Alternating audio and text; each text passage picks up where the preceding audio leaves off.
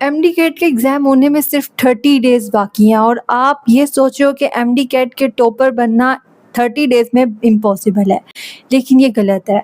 अगर आप अपने नेक्स्ट 30 डेज़ स्ट्रैटेजी फ़ॉलो करते हो, तो आपकी रैंक कंप्लीटली चेंज हो सकती है। सबसे पहले अब आपने क्या करना है कि रीडिंग कम कर देनी है और एमसीक्यूज़ की प्रैक्टिस को बढ़ा देना है। अगर आप हर रोज़ 100 टू 200 क्वालिटी एमसीक्यूज़ सॉल्व करो। अब ये क्वालिटी एमसीक्यूज़ क्या है कि अगर आपके कोई एमसीक्यूज़ गलत हो रहा है तो उससे आप सीखो। तो वो वाले एमसीक्यूज़ अगर आप सॉल्व कर रहे हो तो आपको एमडी कैट का टॉपर बनने से कोई रोक नहीं सकता। दूसरी बात ये है कि आपके जो हाई यील्ड चैप्टर्स हैं उनको प्रायोरिटी दो।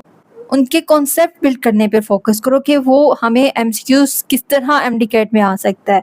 क्योंकि आपको वही बात घुमा के एमडी कैट के एग्ज़ाम में दी जाएगी। हर 1 हफ्ते में एक बार फुल लेंथ एक मॉक टेस्ट ज़रूर दो और अपने स्कोर से डिसअपॉइंट मत होना कितने ज़्यादा गलत हो रहे हैं। मॉक टेस्ट का पर्पस होता है कि आप अपनी वीकनेस को आइडेंटिफाई करो, दूसरा ये कि आप टाइम मैनेजमेंट सीखो। आपको सिखाना मकसद होता है, यहाँ पे ये नहीं है कि आपके जो मार्क्स यहाँ पे आ रहे हैं वही एमडी कैट में मार्क्स आएँगे, नहीं।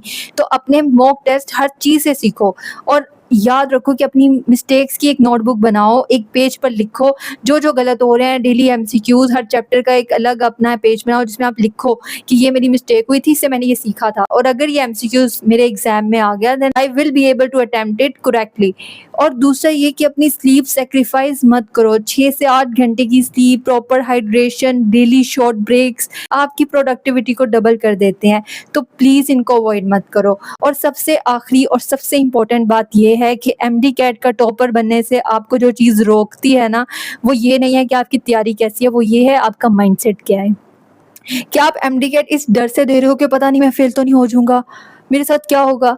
या फिर आप हर रोज़ चल रहे हो, गिर रहे हो, खड़े हो रहे हो? और मेरी आखिरी और सबसे इम्पोर्टेंट बात, एमडी कैट के टॉपर को भी ये बात नहीं पता होती कि वो एमडी कैट का टॉपर है। वो बस क्या करता है कि अपनी मिस्टेक्स को डेली एनालाइज़ करता है, डेली अपनी गलतियों से सीखता है और उसे लेकिन अपने ऊपर यकीन होता है कि one day I will be able to crack it. अगर मैं अपना 100% दे रही हूँ या दे रहा हूँ तो मेरी मेहनत कभी ज़ाया नहीं जाएगी।